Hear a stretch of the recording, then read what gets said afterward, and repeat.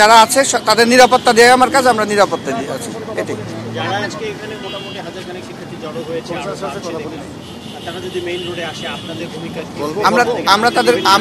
আমরা তাদেরকে বলেছি যেহেতু তাদের শান্তিপূর্ণ আন্দোলন, আমরা এখানে তাদের নিরাপত্তায় আছি, তারা যাতে জনদুর্ভোগ যাতে সৃষ্টি না হয় তারাও সেটা আশা করি সেই বিষয়টা তারা খেয়াল করবে।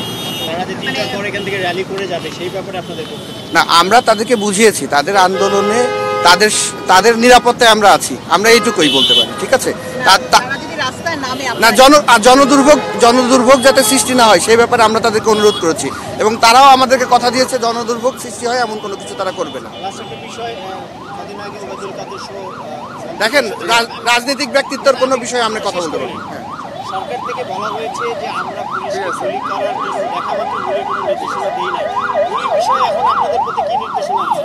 এই বিষয়ে আমি আমরা এখন নিরাপত্তা আছি, নিরাপত্তার প্রয়োজনে আমাদের যতটুকু মানুষের নিরাপত্তার প্রয়োজনে যেটা করার আমরা সেটা করব।